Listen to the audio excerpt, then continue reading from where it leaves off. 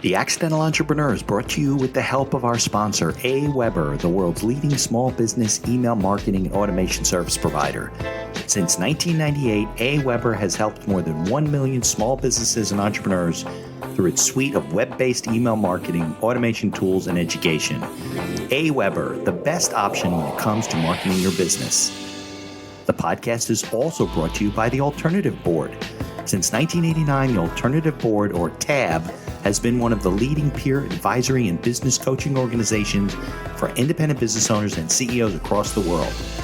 By facilitating peer advisory boards, private one-on-one coaching, and strategic planning services, TAB helps business owners improve their businesses in ways that change their lives. And be sure to connect with our affiliate sponsor, GSM Growth Agency. They're boosting e-commerce businesses to 6 and 7 figures in revenue and cover everything from ads and social media influencers to making your website better. GSM Growth Agency focuses on taking businesses from startup success to bigger success, going above and beyond to make sure growth sticks around. They're all about cool ideas, lasting partnerships, and making your mark in the e-commerce world. And be sure to support the podcast by ordering some logo merchandise from our online store. Listen to all of our sponsors' commercials later in this episode and follow their links in the show notes to learn more about their products and services. People, I think, have been working so hard. And I think COVID brought up a lot of different perspectives for people. And also with the remote working, also with the mental health, some of my clients feel like they can't turn off because it's like, oh, well, I don't have the commute time and they're expecting me to do this. And so it's like, well, no, like that's where also the don't you feel that way? Like we're on now working more than we were. Like you could jump off at 3:00, pick your kids up at school, come back, get dinner ready, jump on another call. Somebody wants to talk to you at 8. They think you're now working 24 hours So a day. it's a blessing and a curse, right? So it's okay. Yes, freedom and flexibility, but then mentally, do you feel like, oh my gosh, they expect me to be on at 9:00 because I took, an hour. Right. Used to be you leave the office, everything stayed there. You decompress going home. Then nobody called you at home at night. So it's really important. And especially, I was coaching a lot of tech people at one point. So that's where they were feeling it. Like I always have to be on. And so it's like, yes. But that's where we get to, take back our power and be like, okay, where are the boundaries and standards that we set for ourselves? All right. Welcome to another episode of the show. If you're listening, please leave us a 5-star review wherever you can. If you're watching us on YouTube, subscribe to the channel, like us, so we can keep bringing on the great guests that we've had over coming up on 5 years now. Everybody will meet Kelly Lynn in a minute. And let's get on with today's show. The information provided in these episodes is for entertainment purposes only. It is not a guarantee of success or to be construed as advice of any kind. You should always seek advice from local licensed professionals before making any decisions. The dictionary defines an entrepreneur as a person who organizes and manages any enterprise, especially a business, usually with considerable initiative and risk.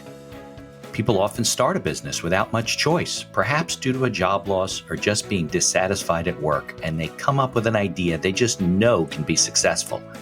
They become entrepreneurs by accident. That is to say, their success or failure happens by accident, not with intention. My name is Mitch Beinhaker. I'm a corporate attorney and a business advisor. You're listening to The Accidental Entrepreneur, my podcast about how to achieve success on purpose, not by accident. Join me along with our monthly guests where we share our knowledge and help you get a hold of your business. And now on to today's episode. Hi, I'm Kelly Lynn Adams, Master Certified Coach. I help female founders scale and make more money in less time. I'm happy to be here. All right, Kelly. Do you prefer Kelly Lynn? Kelly's good, Mitch. Kelly. Okay, good. All right. You never know, so I like to ask. But thanks for joining me. Now, what part of the country? Right outside of New York, on the Jersey side. Oh, yeah. So we're right here. So we're both. It's 10:30, 10:40 here. Good.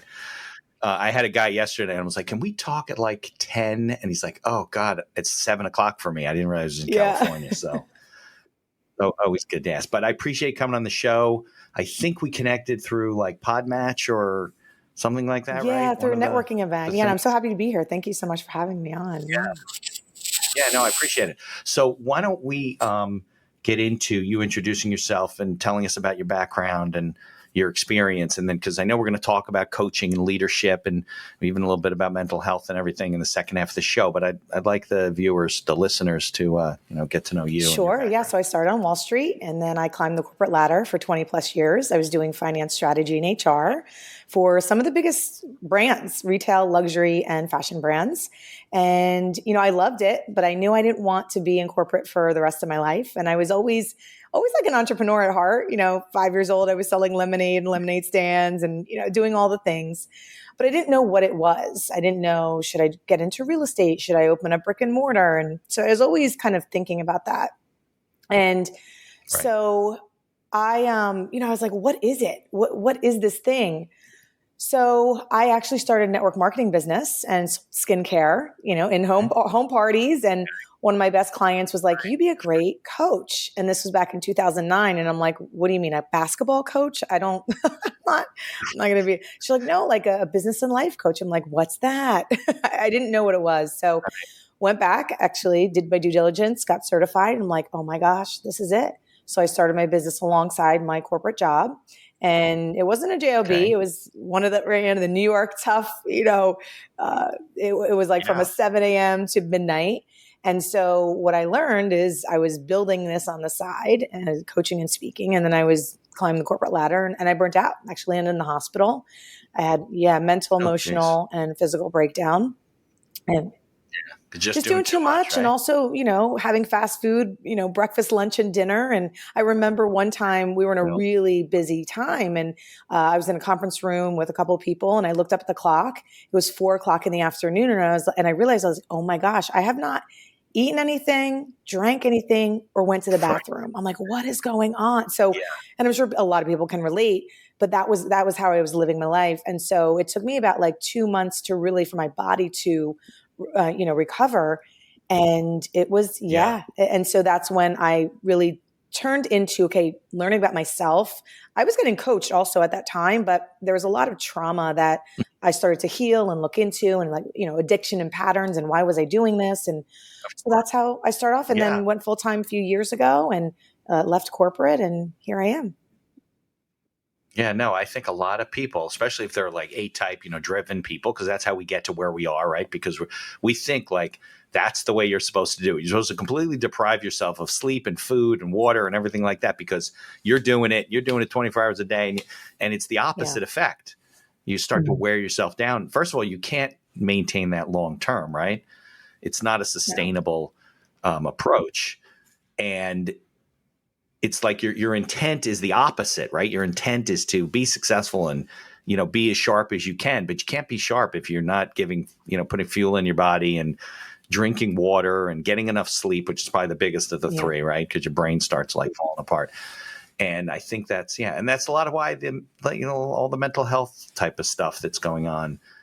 Because I think we feel, even in the corporate world, I think we feel pressure to do that and to be that person, and that's not, it's I think it's a movie thing. It's not. Yeah. It's pressure to perform. Right. And we're getting with social media and everything going on, like we're on all the time. We think we need to be on all the time and with everything, just different things. And we have to grow this. We have to, all of these stories and narratives. And yes, sometimes it's true. And when we look at like Olympians, right, or very successful people, yes, they train a lot and yes. And there's a certain resilience and grit that you get to have. But they eat perfect and they take care of themselves. And a lot of them go for, have coaches and go to chiropractors and all that type of stuff. It's just the one thing you see them competing. That's when they're going full steam ahead type of thing. So let me ask you the question, because I have had, a fair amount of coaches on the program, different kinds of coaches I was referred to, whatever. I'm always curious because so you realize that you have a knack for that type of thing, right? And you're working the corporate ladder and you're trying to make a transition and people are like, Kelly, you're good at helping people and giving advice or whatever. So you did it the right way. You went out, you got certified and everything like that. How do you then start your business, right? Because you have no clients, and you have, limited experience. You have life experience, but you can't say, I coached these 10 people already. Somebody's got to be. So how did you what was the whole business plan? How did you get started? Yeah, someone has to be the guinea pigs, right? So, first, Yeah. right? So First few. what I did when I was in coaching school, they said, you can't be a pro unless you do 10,000 hours of something. So I took it upon myself and I started from the ground. I literally sent an email to friends and family. I BCC'd them even. I didn't even have a newsletter at that point. And I was like, I'm going to be a coach and I'm going to gave out 50 free sessions. And so I started coaching people for free. And I was like, okay, so that would be 50 hours. So so that's not even touching, but it's but in the middle of the 50, I'm like, I need to start charging for this. And I could at the point, because I was almost certified, right? And that's what I felt, I could start charging. So then I started charging $50 an hour. And that's how I grew the business. And and those people that I was coaching would then refer friends and family. And I literally started my practice from there. And again, had the corporate job. So it wasn't like, okay, I was scrambling. So that's how I started. And that's how I built the practice and just really doing the due diligence every single day. And I was coaching during lunchtime, coaching on the weekends. Like I just made it a point to find a time to really grow it. Yeah. Yeah. And you're pretty good though at personal branding and marketing. Were you always good at that? Or is that something you kind of learned while you were coaching? Oh, thanks. I think I could definitely be, but I am not the expert, but no, you're definitely good at it. I think I just pick up in the beginning. I just picked up things like I was in a lot of masterminds. I hired coaches and experts, and I just learned. And I had mentors, and I just watched also what they did and really did it. Mirrored them in a certain extent. I remember one of my mentors. I was like, oh, my website's not great. She's like, just put it up. And she was just the epitome of just doing it without being perfect, being perfectly imperfect. Yeah. Right. Yeah, you can't wait for what's the expression? All the lights to turn green before you go to town. I know people that have been working on their website for so long, and it's just like, then you got nothing. Time passes, and you got to get it 100%. And look at some of these, and this is more on the influencer side, but some of these people that are going, viral on YouTube, and it's a lot of the documentation process. Like people actually want to see the behind the scenes and the dirty and the gritty so there's something to that too. I mean, it depends on what profession you're in as well, but there's something about the definitely gives you a human side, right? People see it being built and changed and refreshed and things like that. So, all right, so that's good. So you get started. I think a lot of people, that's their biggest problem, right? They don't know how to get started. They're talking to people, then they're like, well, how can I charge for this? And they're not comfortable about it. I think you just have to. Attorneys are famous for this. Like they don't charge enough for their. They charged enough when they got started. Now they're still charging $300 an hour, and everyone else is charging $500 an hour. And how do you make that jump? That type of stuff. But I think I guess that's more in your head, right? It's a head thing, and it's also like a worthiness. Who am I to charge this if I've only been doing this? But the thing is there's some people listening here that you've had either life experience or professional experience or education, and that's what the price is, right? So even though I was just starting out as coaching, I had a whole business acumen. I climbed the corporate ladder. So it's like, well, I can coach you. And it's coaching / consulting, right? Because coaching is not really giving advice specifically, but you can combine, whatever you're good at. And so if you take it like that and say, listen, and look at rates and how you're charging with what you have invested in your own education, your own life experience, then that makes, more of the head stuff a little bit easier pill to swallow. But at the end of the day, you get to also think there's always going to be people charging more than you and less than you. So, you just got to do it. And sometimes with the whole pricing and charging, I played a game with myself in the beginning where I was like, okay, I'm going to increment every next client. I'm going to, 10% more, 20% more. Like you can play all these games with yourself to do that. Yeah. Yeah, definitely. I even tell people, look, you got to increase it doesn't have to be a lot, but you got to increase your prices every year because you won't be able to just double your prices all of a sudden. It'll be too much for you to handle and too much for you to explain to clients. So are there more industries, more businesses, or certain kind of professionals that you prefer to work with and you're better at than more comfortable with than others? I have coached thousands of people. I've coached everyone underneath the sun. I've heard everything. I actually love hearing different stories, but I do focus on female founders that are scaling their business to make more money, in less time, and also deal with, okay, what's coming up, like the mindset stuff, the trauma things that appear when you're building a business, and even the mental things that we were talking about. And so I love that, but I do coach executives. I do coach, athletes, celebrities, reality TV stars, a scientist, a scientist was. So I've coached all different types, and I'm very comfortable with the corporate execs, because that was that was my experience for 20 plus years, right? So, but I feel comfortable because I have coached thousands of people, and just I can tell you some wild stories of all different situations. So it's just putting in the reps. I think when you put in the reps and you do that, you build the muscle. It's like, no, I love people, and I love to hear the quirks of people and what people are dealing with and also struggling with and optimizing. So there's a lot of people struggling out there. Right. So, mental health aside for the moment, because we'll get into that a little bit later, what do you find that people struggle with as business people on a regular basis? Like, what's a common theme? The charging, all the things we just talked about, the charging, the starting before they're ready, it has to look or be a certain way. What are people going to think of me? Right. Am I good enough? Like, can I actually do this? Will I ever get there? Why am I not here? I should be here by now. So all of the, it's covered in different things, but underneath, when you get down and dirty, it's the beliefs, it's the behaviors, and it's honestly the narratives that we all have, right? I like to say people are walking around, we all have a perspective, and we're all like wearing these glasses, right? With different lenses of our past experiences, our childhood, how we were brought up, the environments that we surrounded ourselves with. Some of it's not our fault, right? But it's also, okay, how are we going to shift it if we want to get to a certain level? So yeah, it's all the common, people, it's a lot of common things that people are like, oh, that's not me. But when we get down to the deeper root of it, it's the, I'm not good enough, the worthiness, the beliefs, the habits, and all of that. Yeah. Do you find, because I know successful people probably use coaches more than unsuccessful people do, right? So do you find, though, that underlying, even though they're successful and even though they're out there seemingly confident, do they still have those insecurities? Oh, 100%. Even through it? Yeah, 100%. I mean, just imposter syndrome, just for my, female founders or even female executives that are, CEOs and SVPs and, even the corporate, like imposter syndrome is, gosh, it's so common. I've come across that a lot where it's like, well, who am I to do this? I'm like, who are you? I mean, do you have... Right. I don't know. Do you know who you are? Like I'm seeing something, it's the imposter syndrome, big time for sure. And I think it's also even the fear of success. Like a lot of people fear failure, but a lot of also people subconsciously, like, it's like, well, yeah, I'm successful, but I want to get to that next level. And yeah, I've done it before, but what's going to change? Because honestly, at each level, you're stripping away an identity. You're actually becoming someone different. So it's letting go of different circles, different people you're with, comfortable with, things like that. Yeah, it's weird. That's a thing, but it definitely is fear. People like fear of success. Come on, everybody wants to be successful, but I think deep down inside we fear change. 100%.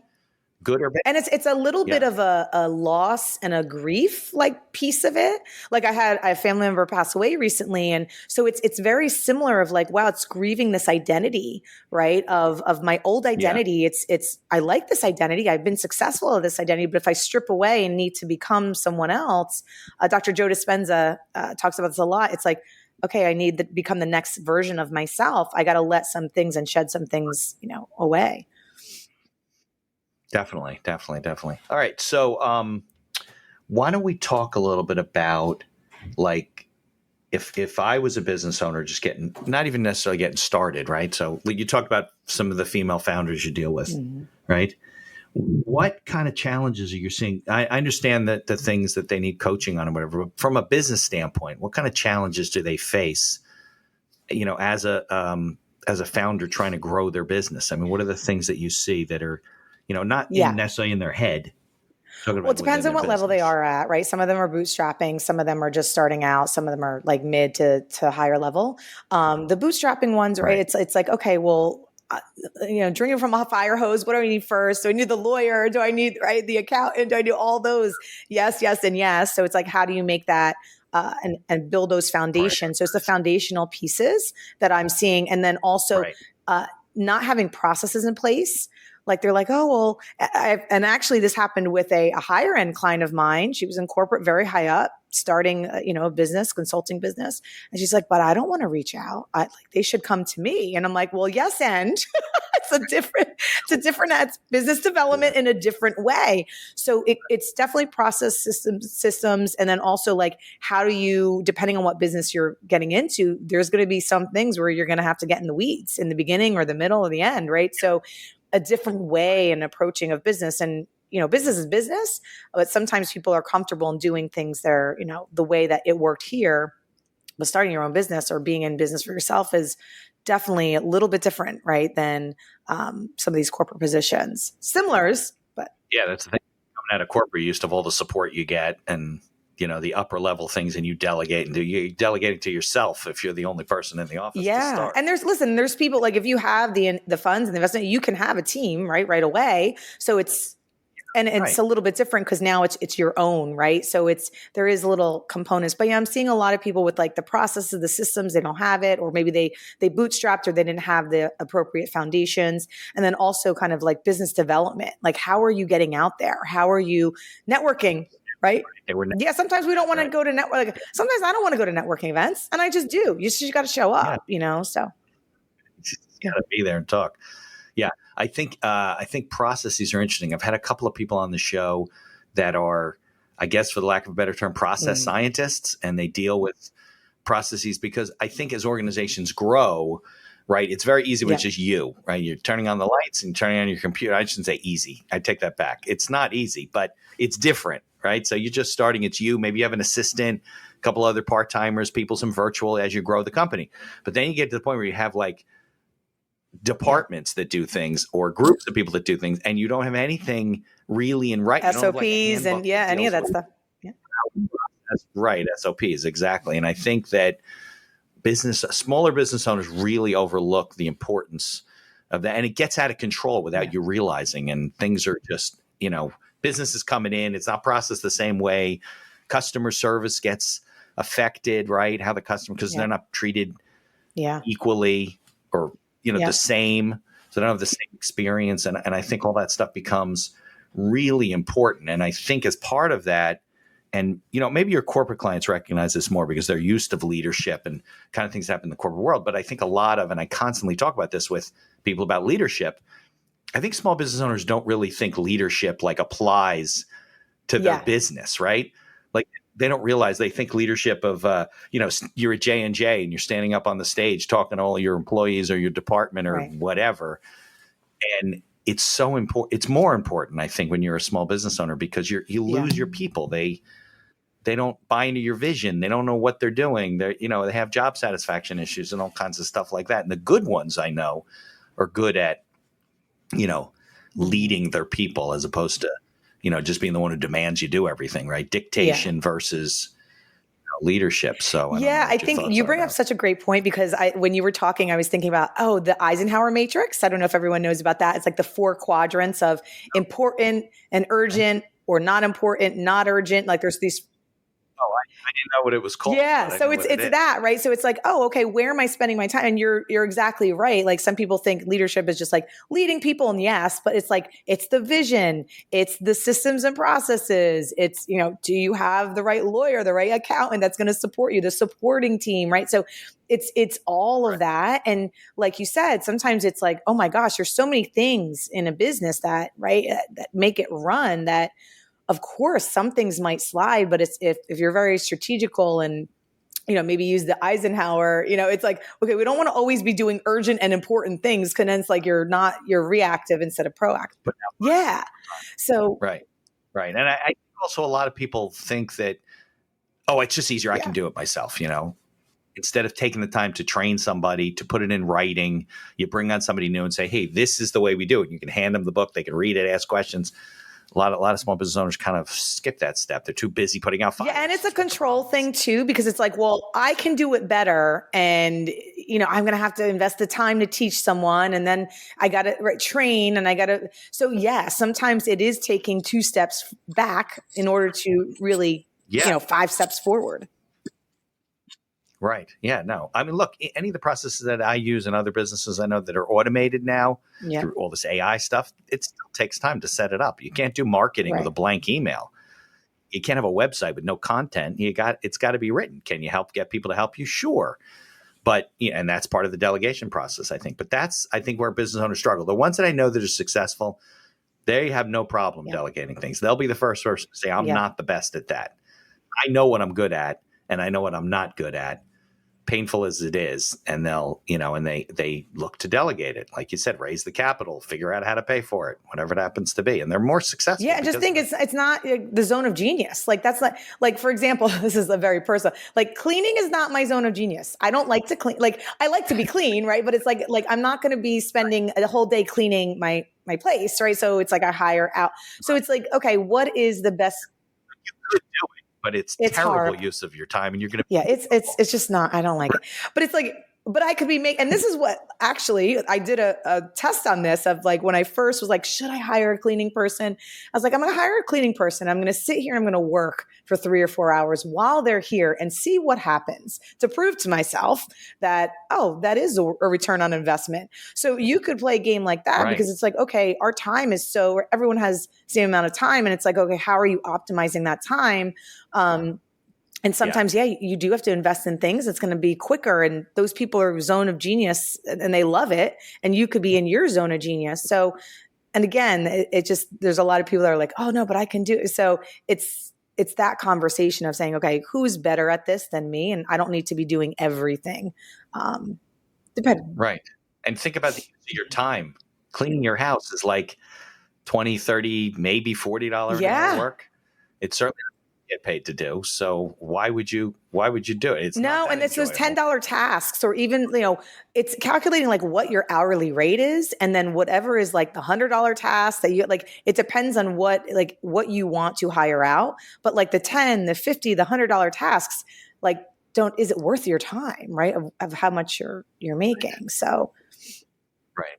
Yeah. No, look, a lot of that comes with coaching, right? Comes with realizing what you're doing, what you're not doing, what you should be doing, what you shouldn't be doing. It's okay to not do that. You don't have to be the person doing it. Look, I hate doing wash, but my wife's away for the weekend with my daughter. And I have no clean clothes. I got to do it. I just, the dog threw up last night. I had her blanket. I don't know what the hell I'm doing, but got to do it. But that doesn't mean I'm going to do it all the time. It's, I'm supposed to be at the office and seeing people, networking. But those are the things, right? So if life happens and things that you get to do, right, then there's other things like where are you not hiring, right? So it's like, that's where also it's like, okay, well, if life happens, at least I have someone who's doing this over here and I don't have to worry about, X. So really important because life is going to happen, right? Yeah. Of course. You might have to clean your house because your housekeeper's daughter got sick and she can't week and a half, and you're like, well, I live in squalor, I got to clean the place, and you got no choice, right? Because you're not going to go out and hire a new person just to fill that week. It's not possible, right? Just like in the office, if somebody got sick or two people get COVID and they can't be in, and they're incapacitated, and you're going to have to but it's finding those things where you're always like, I don't want to always be cleaning the house, right? Like for 6 months at a time. So it's like finding those, okay, where can I outsource? 100%. Right. Well, I think the ultimate goal is, what's that book? The E-Myth, right? To be able to work on your business and not be an employee of yourself, right? The last thing you want to be is an employee of a company you just happen to own. Like that's how I look at these people that do everything. Nobody enjoys. I don't care when people say, "No, I enjoy doing that." I'm like, no, that's not true. No. Yeah. Right. Like if you really peel down to the bone of it, you don't enjoy it that much. No. Yeah. You can always find plenty to 100%. do. Yeah, I agree. All right, so why don't we do this? We're almost 28 minutes or whatever. Let's take a little break for some commercials. Then we'll come back and we'll talk more about, the kind of things that you have people doing from a mental health standpoint and a balance, because we're in a weird time having come out of the pandemic, and, we kind of live very differently than we did 3 years ago. So absolutely. Sounds great. Here's a word from our sponsors. Looking to market and grow your business? Or perhaps you're just getting started and want to hit the ground running. AWeber is the best choice for online email marketing and automation of your business. From maintaining a subscriber list to drip campaigns and landing pages, AWeber gives you tools and integrations that make marketing easy and fun. As our partner and sponsor, we use all their tools to promote the podcast and market our law firm. AWeber, the best alternative for online marketing. For over 30 years, the Alternative Board, or TAB, has built a thriving community of forward-thinking CEOs and business owners who want to radically improve their companies. Through unique combinations of one-on-one business coaching, participation in monthly TAB board meetings with other non-competing owners, a suite of strategic tools, and customized strategic planning workshops, TAB membership can deliver greater strength to your business and a better work-life balance for you and your family. All packaged in a streamlined and affordable service that the people at TAB invite you to try risk-free. Are you struggling with managing advertising due to a lack of time or expertise? Perhaps you're facing challenges in scaling ads for your store. Are you feeling lost when strategies have no success? GSM Growth Agency is your reliable partner in overcoming these business challenges. Feel the impact of collaborating with a team dedicated not only to short-term goals, but also to building long-term partnerships and achieving sustained success. Embark on an exciting journey to redefine the possibilities of e-commerce and create a legacy of unparalleled excellence. Take decisive action now. Follow their link in the show notes to receive a complimentary audit of your Shopify store conducted by a GSM expert. Propel your e-commerce game to new heights with GSM Growth Agency. Follow the link in the show notes to learn more about all of our sponsors. And now back to our show. All right, Kelly. So thanks for bearing with me for a minute. But we were talking before we went on the break.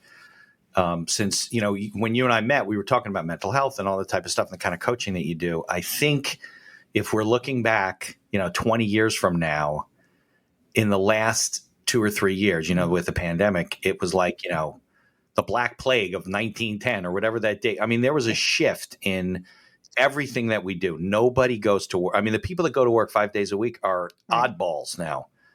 Nobody wants a job like that. My son works from home. He just moved back from Indianapolis because why keep an apartment? I mean, he's all remote. He doesn't have a, did I say Minneapolis? Indianapolis. But the company works for is in Minneapolis. Yeah. They don't need him there. And everyone's seeing that. So maybe, I guess we settle on a hybrid type of thing at some point. Nobody wants to go to work and commute every day. Like stinks. But I think life has shifted. So how do you see that affecting like the people that you work with and coaching and, the clients? Yeah, I think it's people I think have been working so hard. And I think COVID brought up a lot of different perspectives for people. And also with the remote working, also with the mental health, some of my clients feel like they can't turn off because it's like, oh, well, I don't have the commute time and they're expecting me to do this. And so it's like, well, no, like that's where also the, that way, like we're on now working more than we were. Like you could jump off at 3:00, pick your kids up at school, come back, get dinner ready, jump on another call. Somebody wants to talk to you at 8. They think you're now right. So it's a blessing and a curse, right? So it's okay. Yes, freedom and flexibility, but then mentally, do you feel like, oh my gosh, they expect me to be on at 9:00 because I took, an hour. Right. Used to be you leave the office, everything stayed there. You decompress going home. They nobody called you at home at night. So it's really important, and especially I was coaching a lot of tech people at one point. So that's where they were feeling it, like I always have to be on, and so it's like yes, but that's where we get to take back our power and be like, okay, where are the boundaries and standards that we set for ourselves? And this is the thing I always tell people when I was in my really stressed out days, I was like, I'm just going to get a massage. But when I was on the table getting a massage, my head was thinking about like, it was like a to-do list. I'm like, well, that's not, my body is relaxed, but my mind and my body really isn't relaxed. So it's that type of, even if you're doing a relaxing exercise, but your mind's going 100 miles an hour, that's still not, right? So it's, even if it's, shutting off for a whole hour, like completely shutting down for a whole hour. That's hard to do. It's really hard. You ever try to meditate? Like somebody said to me, oh, meditation, come on, will you sit there and don't think about anything? I'll go, try it. It's very hard to clear your mind. Because within 4 or 5 minutes, you'll find yourself thinking about 100%. something else and you'll catch yourself and you'll be like, what? Because that's the way your mind works. It just keeps looking for something to do. That's what we That's how our brains go, right? We're looking for more information, thinking about this, whatever. Yeah. And even if it's like simply getting outside or taking a walk, like a 5-minute walk even, or it doesn't have to be like an hour walk, like even that, right, is something, it does something to brain and body. Even if you're still thinking about the thing, you can say to yourself, okay, I'm not going to think about the thing, or maybe your mind starts to wander on something else, but really giving it like a different perspective, because sometimes it is very hard to shut totally off. And it's okay, right, that your mind still is wondering, but at least you're actually like intentional, saying, okay, I'm going to do this, and taking vacation. Like a lot of people, even if it's a stay vacation, a lot of people just don't shut off, Yeah. Especially when you're on vacation. Exactly. When you're still working. And this is a hard one too, for some people. I know it's hard for me, like keeping your cell phone out of the bedroom, right? Is like really like not sleeping with your cell phone. I don't do that. I plug them. My wife keeps it in the bedroom, but I don't. Look, it's an argument we have, but I leave it in the kitchen. I'm not a brain surgeon. Nobody's going to die in the middle of the night.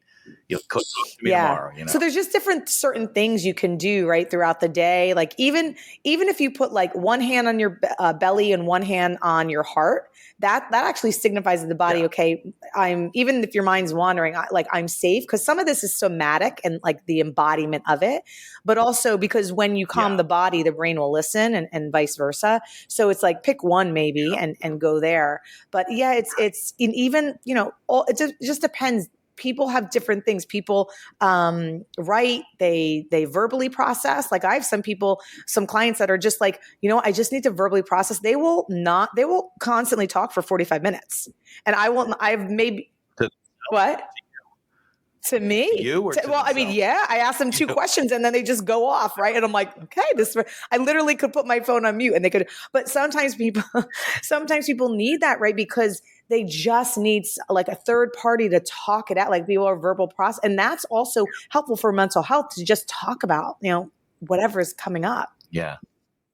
Yeah. I read a study recently, just because you made a comment about walking, that if you take like a 5-minute break just to get up and walk, how much it improves your mental health, your physical well-being. Because if we're working on our own, sometimes I'm in this office and I'll be in front of the computer and all of a sudden I'm like, oh my God, I haven't gotten up in 4 or 5 minutes. I got to go to the bathroom. Luckily, sometimes my smartwatch buzzes and says, get up. Like, what are you sitting down for? But you get up and your legs are stiff because you've been sitting behind the desk for a long time. So I think the days of, that's the flip side of it, right? We used to, especially in corporate, right? When you go to your job, you get up, you go get a cup of coffee, get a glass of water, you go for a walk with somebody. When you're on your own, you got nobody to talk to. Kind of keep working. Absolutely. And and just think like bite size, right? It doesn't have to be these massive, sabbaticals. It could be the smallest things that you do. And even I know people have like these walking treadmill desks. I'm just like, wait, I can't do that. Like I can stand, but I can't walk and do the. Right. No, my wife has a chair with the pedals, like, and you can pedal while you're, because she tutors all the math kids. So from like 3 o'clock, sometimes till 10, 11 o'clock at night. Sometimes if it's midterms, no break for dinner. I'm like, honey, you got to take a break for dinner, So, but she wasn't getting exercise. So she would sit there. And also giving yourself permission, because we are going to have those seasons where it's busier than others, and that's okay.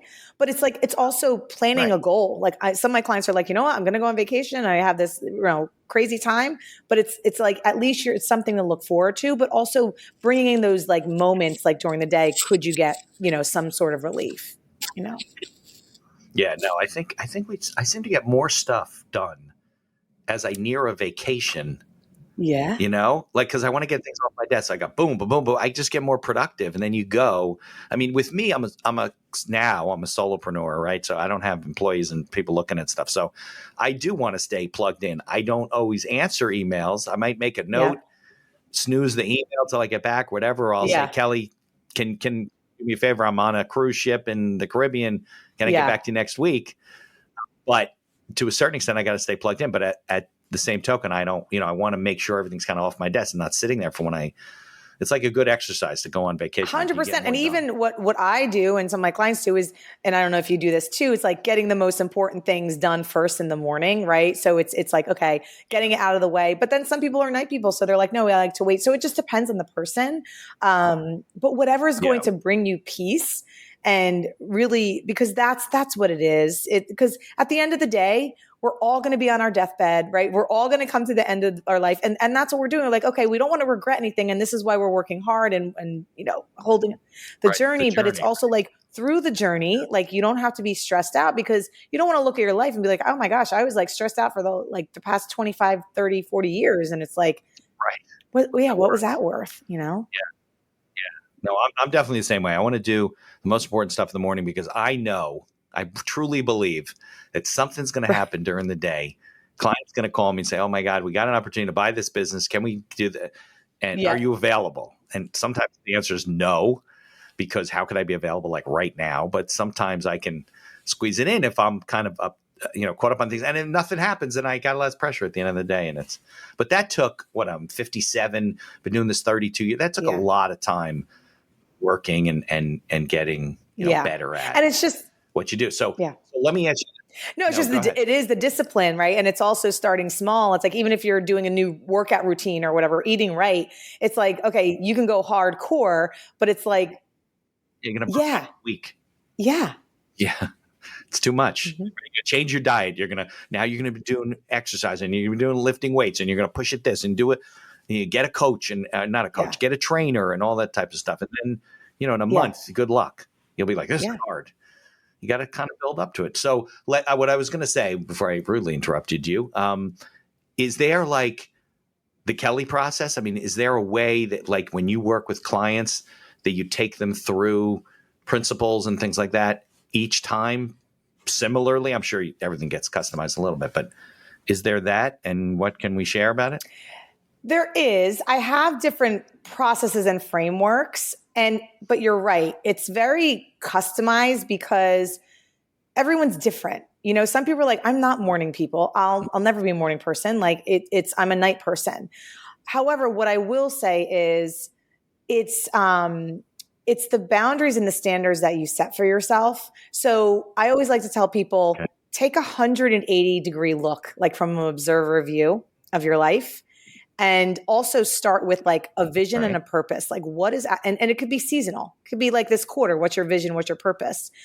And define that, but then reverse engineer it, like what needs and gets to happen for that. So and also not in the process, I'm very big with this, is shaming yourself along the way, right? Because it's like, oh, well, I should be here by now. Or because when you do this, you are going to find pockets. You are going to find things that are bottlenecks. You are going to find, so it's the name of the game is finding those things, but also not taking it personally and being, like shaming, like, oh, I should have done something better. So that's like maybe giving yourself a break, recognizing that it's not going to always work the way you want it to work. Yeah. And also because then everyone does have their certain processes for different things, right? If it's business development or it's, you have kids and you want to leave a legacy or you want to do something before your kids turn a certain age. So it just depends on where that person, or if you want to hit, the next million in your business or whatever that is, there's just different things, right? It comes down to consistency and discipline. But like you said, it's not doing everything at once because then that's not sustainable.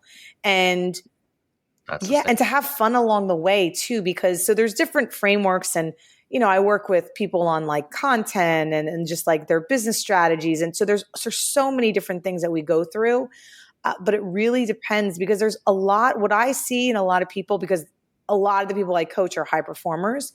They are not having fun, right? They're not, they're constantly working and they're constantly like, that's the next goal. And sometimes work is fun. Like that is my fun and that's great. And it's like, okay, yes. And what else is fun outside of that, So I know that doesn't really answer your question on getting in the tactical weeds of things. No, it gives me an idea. But so when people come to you, or I assume mostly referred at this point, are they coming for specific things? Mm-hmm. Are they coming in the door and saying, Kelly, I don't know why. Yeah. What this whole process is about. What happens more? Yeah. So I coach female founders on scaling their businesses. So I have 2 coaching programs around that. So we go into the whole tactical process, the business plans, the vision, all of that, what's working, their content, right? Marketing, messaging, all of that, how they find business development clients. But then I have another section of my business where it is the executive, it is the scientist, it is the reality TV star, where it could be, hey, I want more fulfillment. Hey, I want, right? Like I would say 30% of my clients are men, and that's definitely 100% referral. So it could be anything, right, around that.